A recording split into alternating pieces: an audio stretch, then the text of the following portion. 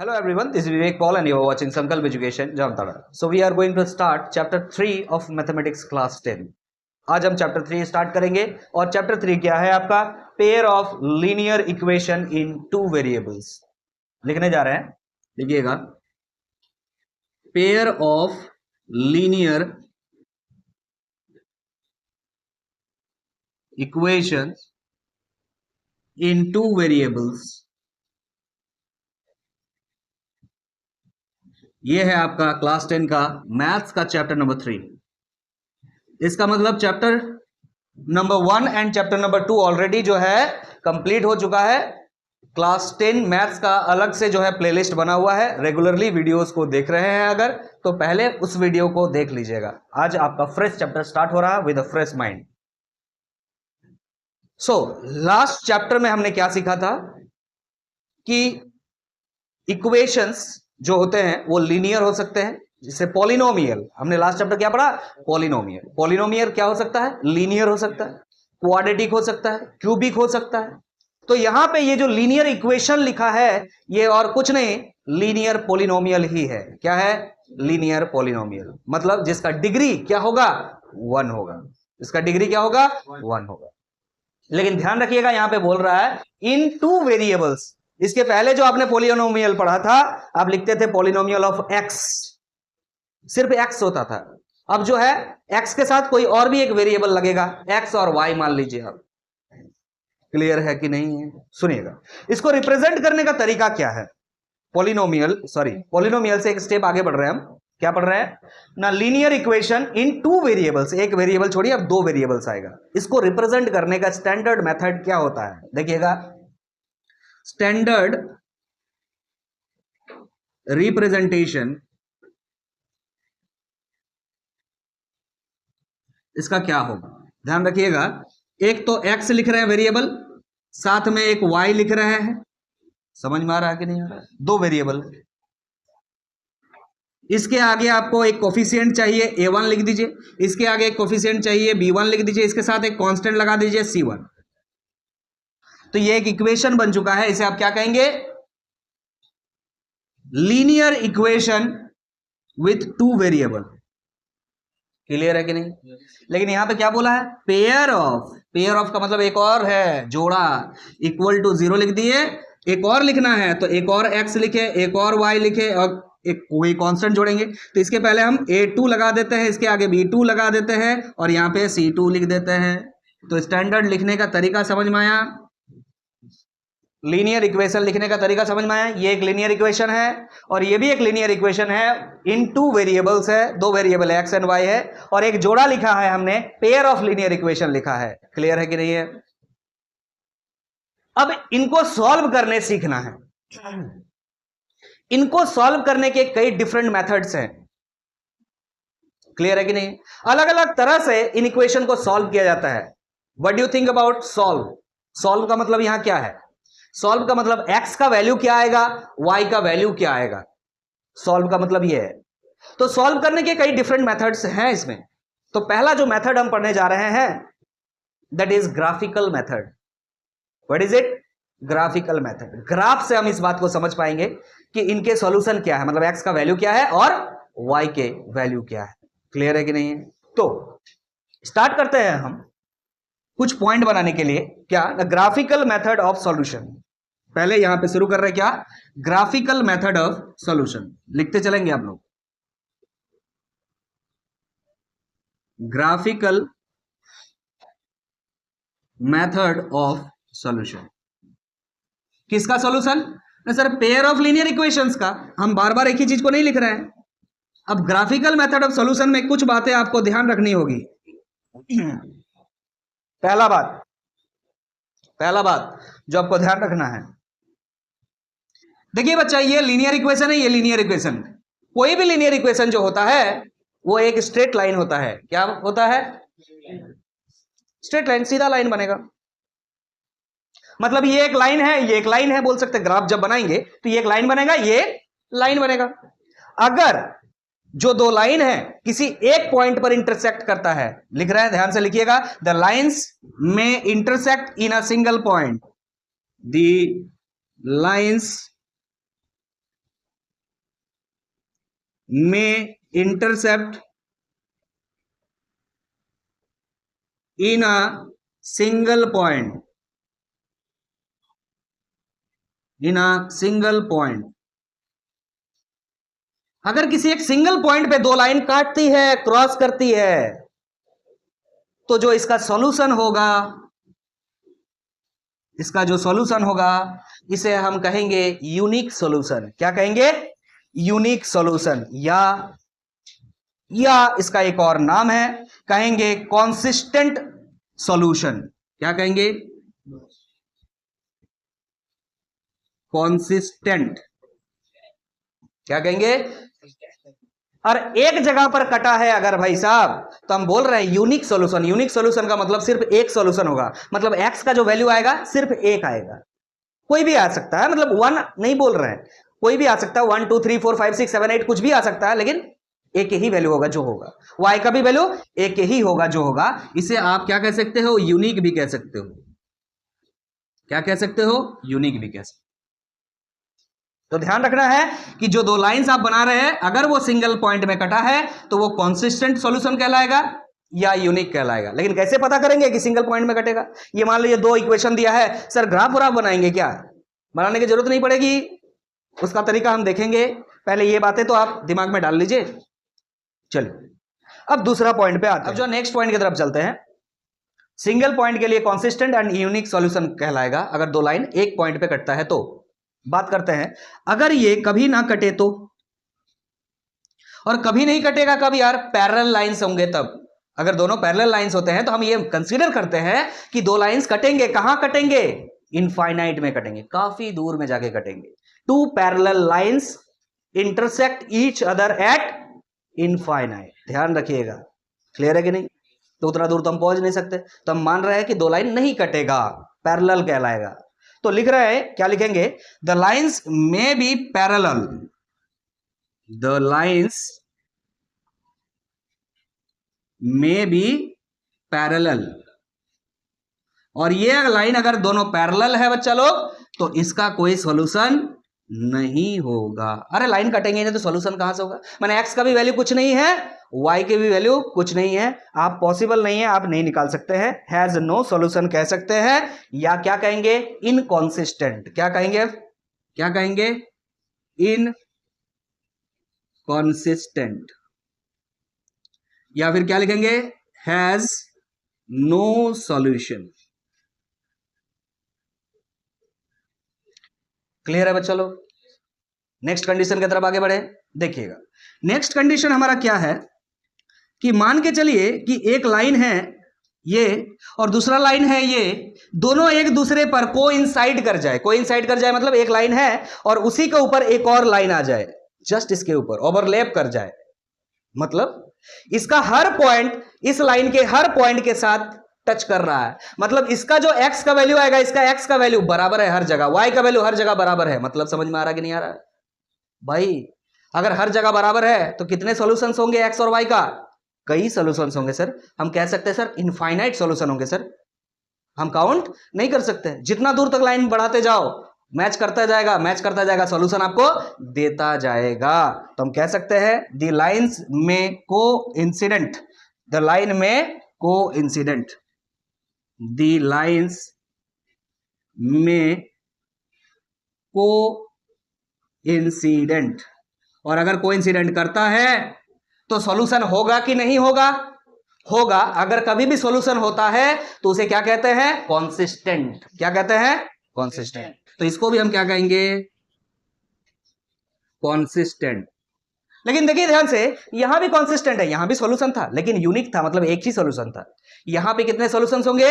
Infinite solutions, infinite solutions. ये जो infinite infinite word आता है बच्चा लोग, किसी एक क्लास में हम इनफाइनाइट के बारे में अच्छा से डिस्कस करेंगे। इनफाइनाइट कोई रियल नंबर नहीं होता है, एक बहुत बड़ा नंबर ऐसे बोला जाता है, ऐसा नहीं है। ये कोई रियल इसका फिजिबिलिटी नहीं होता है। तो इसके बारे में बात करेंगे हम। अभी फिलहाल आप समझ लीजिए, कॉन्सिस्टेंट होगा अगर कोइंसाइड कोइंसिडेंट करता है एक दूसरे के ऊपर, तो इनफाइनाइट सॉल्यूशन आपको देखने को मिलेंगे। क्या आपने नोट कर लिया है इस बात को? तो आगे बढ़ते हैं, फिर आगे बढ़ेंगे हम, ध्यान से समझिए। तो आपके पास ये दो लीनियर इक्वेशंस हैं जिसे आप पेयर ऑफ लीनियर इक्वेशंस कह रहे हैं। अब थोड़ा सा इसको छोटा करके लिखते हैं, आप लोग को समझ में आ गया स्टैंडर्ड रिप्रेजेंटेशन क्या है। फिर मैं एक बार लिखता हूं, a1x plus b1y plus c1 equal to 0, और एक लिखते हैं a2x plus b2y plus c2 equal to 0। This is the pair of linear equation. अब हम ये बात समझेंगे कि ये जो दो लीनियर इक्वेशंस हैं जिसे आप पेयर ऑफ लीनियर इक्वेशंस कह रहे हैं, किस सिचुएशन में पैरेलल होंगे, या सिंगल पॉइंट पे कटेंगे, या कोइंसिडेंट करेंगे। तो कंडीशंस कैसे चेक करेंगे आप? तो सबसे पहले कंडीशन चेक कीजिएगा, इनके जो रेशियोज हैं, आप पहले मनी मन क्या निकाल लीजिएगा, आप निकालिएगा a1 बाई a2, आप क्या निकालिएगा b1 बाई b2, आप क्या निकालिएगा c1 बाई c2। ये तीनों को आपको निकालना है। क्या बोलेंगे इसको? Ratios of coefficients. x का कोफिशिएंट a1 है, x का कोफिशिएंट a2 है, दोनों का हमने रेशियो निकाल लिया। y का कोफिशिएंट b1 और b2 है, दोनों का रेशियो निकाल लिया। ये तो कांस्टेंट टर्म कहलाता है, बचपन से पता है, बचपन से मतलब आपका लास्ट चैप्टर से। तो आपको पहले देखना है कि भाई कब इनका सॉल्यूशन यूनिक होगा, मतलब सिर्फ एक पॉइंट पे कटेंगे। तो उसका कंडीशन ये है कि a1 by a2 is not equal to b1 by b2। अगर ऐसा कहीं भी हो जाए तो आप इसको क्या बोलेंगे? कितने सॉल्यूशन है इसका? सिंगल सॉल्यूशन, मतलब x का वैल्यू एक ही आएगा, y का वैल्यू एक ही आएगा। तो इसको कह सकते हैं इंटरसेक्टिंग लाइंस। इसको क्या कहेंगे? इंटरसेक्टिंग लाइंस ना, ऐसे लाइंस जो सिंगल पॉइंट पे कटेंगे। और अगर सिंगल पॉइंट पे कटता है तो इसके कितने सॉल्यूशन होते हैं? सिंगल सॉल्यूशन होता है, जिसे आप क्या कह सकते हैं? Unique solution. क्या कहेंगे बच्चा लोग? Unique solution. यूनिक सॉल्यूशन पहले थोड़ा देर पहले ही बता दिए थे। इंटरसेक्टिंग जो भी लाइन होंगे यूनिक सॉल्यूशन कहलाएंगे। और कब होगा? तो कंडीशन ये है। दूसरा पे आते हैं। दूसरा हम बात करेंगे, अगर क्या हो जाए, कॉन्सिस्टेंट हो, मतलब क्या, कोइंसाइड कर जाए, एक के ऊपर एक आ जाए, जिसमें मैनी सॉल्यूशंस आपको मिलेंगे, कई सॉल्यूशंस मिलेंगे। तो उसका कंडीशन क्या है ना, अगर तीनों बराबर हो जाए, रेशियो a1 बाई a2 बराबर हो जाए b1 बाई b2 और बराबर हो जाए c1 बाई c2, तो हम क्या कहेंगे? यहां पे क्या कहेंगे? एक दूसरे पे क्या हो गया है? कोइंसिडेंट हो गया है। बोलेंगे इसको कोइंसिडेंट लाइंस। Coincident lines. अगर दो लाइन है, एक लाइन हमने ये बनाया और एक लाइन हमने इसी के ऊपर जस्ट बना दिया, तो इसको हम क्या बोलेंगे? Coincident lines. इंटरसेक्टिंग लाइंस मतलब ये एक लाइन था, एक और लाइन इस तरह से बना दिया, यहां पे कैंसिल हुआ है, यहां पे x का वैल्यू एक आएगा और y का वैल्यू एक आएगा। यहां पे हम कहां पे x और y का वैल्यू दें? यहां पे भी दे सकते हैं, यहां पे भी दे सकते हैं, यहां पे भी दे सकते हैं, यहां पे भी दे सकते हैं, हर जगह तो दे सकते हैं। तो कोइंसिडेंट लाइंस जो होंगे वो क्या देंगे आपको? मैनी सॉल्यूशंस देंगे। कितने सॉल्यूशन? Many solution. हम नहीं कह सकते कितने, इनफाइनाइट नंबर ऑफ सॉल्यूशंस देंगे। क्लियर है कि नहीं है? अब बात आता है कि सर पैरेलल कब होगा? दो लाइन पैरेलल कब होगा? तो याद रखना है आपको, क्या करना होगा ना, रेशियोज अगर a1 बाई a2 बराबर हो जाए b1 बाई b2 का, ध्यान दीजिएगा यहां बराबर नहीं है, यहां बराबर है, लेकिन ये बराबर ना हो c1 बाई c2 के, ध्यान रखना है, c1 बाई c2 के बराबर नहीं होना चाहिए। तब ये दो लाइंस क्या कहलाएंगे? Parallel lines. कभी एक दूसरे को ये काटेंगे नहीं। इसको क्या कहेंगे? Parallel lines. पैरेलल लाइंस मतलब समझते हैं, ऐसा एक लाइन है और इसी के जस्ट पैरेलल ऊपर या नीचे एक और लाइन है, ये जैसा जा रहा है इधर भी वैसे ही जा रहा है, ये भी पीछे भी वैसे ही जा रहा है। ये एक दूसरे को कहां कटेंगे? इनफाइनाइट में जाके। या नहीं कटेंगे? बोलिए रियल में। रियल में तो नहीं कटेंगे। तो इसको हम क्या कह देंगे? इसके पास कितने सॉल्यूशंस है भाई? No solution. इसके पास कोई सॉल्यूशन नहीं होगा। ना x का कोई वैल्यू आप बता सकते हैं, ना y का कोई वैल्यू आप बता सकते हैं। तो क्या आपको कंडीशन भी समझ में आ गया है? क्लियर है कंडीशन? क्या हम एक एग्जांपल लेकर के इस चीज को समझ ले? तो चलिए एक एग्जांपल लेकर के इस कंडीशन को हम समझते हैं। अब जो है हम कुछ एग्जांपल की मदद से जो कंडीशंस थे उसको सेटिस्फाई कराने का कोशिश करते हैं और देखते हैं किसमें कितने सॉल्यूशंस होंगे। तो पहला जो पेयर ऑफ इक्वेशंस हमने लिया है, पेयर ऑफ लीनियर इक्वेशंस हमने लिया है, ये x minus 2y equal to 0, 3x minus 2y minus 20 equal to 0। तो आपको सबसे पहले क्या करने के लिए बोला गया है? a1 बाई a2 निकालिए, मतलब x के पहले क्या है? 1 है, x के पहले क्या है? 3 है। फिर क्या निकालिए? b1 बाई b2 निकालिए। b1 बाई b2 कितना है? देखिए y के पहले क्या है? -2 है, यहाँ पे y के पहले क्या है? -2 है, ये कट गया भाई, कितना आया? 1 आया। और c1 बाई c2 भी निकालिए, कितना है? यहाँ c तो कुछ है ही नहीं, कुछ है नहीं मतलब 0 है, और यहाँ c है -20, कितना आ जाएगा? 0। तो कौन सा कंडीशन फॉलो हो रहा है देखना होगा आपको कि सर a1 बाई a2 क्या b1 बाई b2 के बराबर है? तो देखिए 1/3 है, ये 1 है। सर बराबर नहीं है तो आगे चेक नहीं करना है कुछ, क्योंकि जब a1 by a2 b1 by b2 के बराबर नहीं होता है तो इट हैज यूनिक सॉल्यूशन। किसी एक ही पॉइंट पर ये दो लाइन इंटरसेक्ट करेंगे, ये जो दो लाइन है किसी एक पॉइंट पर इंटरसेक्ट करेंगे। हम करके देखेंगे आगे सवाल में। यहां से डायरेक्टली बिना ग्राफ बनाए आप समझ पा रहे हैं, क्लियर है कि नहीं है? ग्राफ बना के भी बना सकते हो, बना के देखेंगे जो हमारा एग्जांपल्स वगैरह होंगे। तो यहां से हम ये कह सकते हैं क्या? Unique solution. क्या बोलेंगे इसको? Unique solution. ये जो दो पेयर ऑफ इक्वेशन आपको दिख रहा है लीनियर इक्वेशन, इसके पास यूनिक सॉल्यूशन है बाय फॉलोइंग दिस कंडीशन।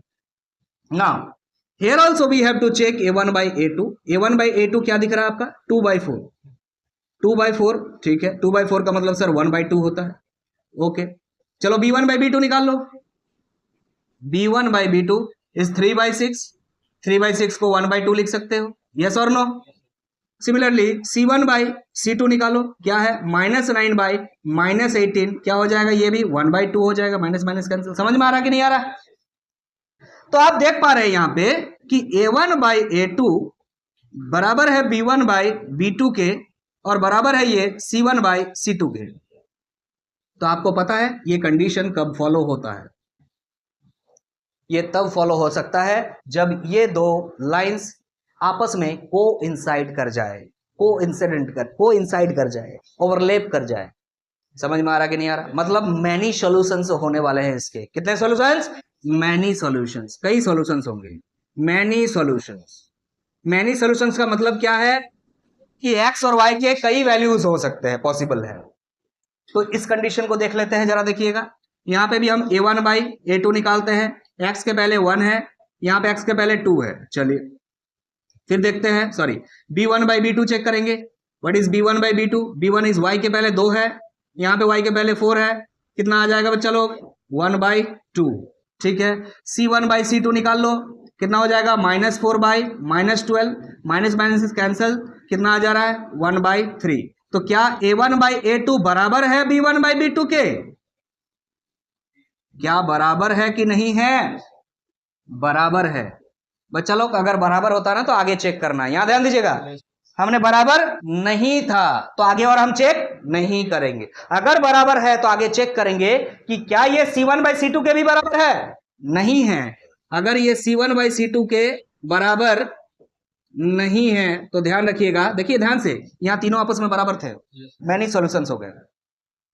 अगर a1 by a2 b1 b2 के बराबर है, लेकिन ये c1 बाई c2 के बराबर नहीं है, तो ये जीवन में कभी सॉल्यूशन नहीं दे सकता है, because these two pairs of linear equations are parallel to each other, parallel to each other. इस वजह से यहां पे क्या बोलेंगे? No solution. ये जो इक्वेशन, पेयर ऑफ इक्वेशन है, इसका कोई सॉल्यूशन नहीं है। तो हमने इस एग्जांपल के थ्रू आपको 3 टाइप के जो सॉल्यूशंस हो सकते हैं लीनियर इक्वेशन के, पेयर ऑफ लीनियर इक्वेशन के, वो समझाने का प्रयास किया है। तो अगर आप लोगों को जो है ये एग्जांपल के थ्रू सारे कंडीशन समझ में आ गए हैं, तो हम नेक्स्ट क्लास में जो है सेम इस टाइप के इक्वेशंस लेंगे और उनके ग्राफ प्लॉट करेंगे। ग्राफ प्लॉट करके चेक करेंगे कि कितने सॉल्यूशंस हैं by the help of NCERT examples. तो फिर मिलते हैं आप लोगों को नेक्स्ट क्लास में। अगर आप चैनल में नए हैं तो चैनल को सब्सक्राइब जरूर कर लीजिएगा, और अगर वीडियोस अच्छे लगते हैं, आपको पसंद आ रहा है तरीका ऑफ सॉल्विंग मैथ्स, तो वीडियो को लाइक करते हुए जाइएगा। Thank you so much.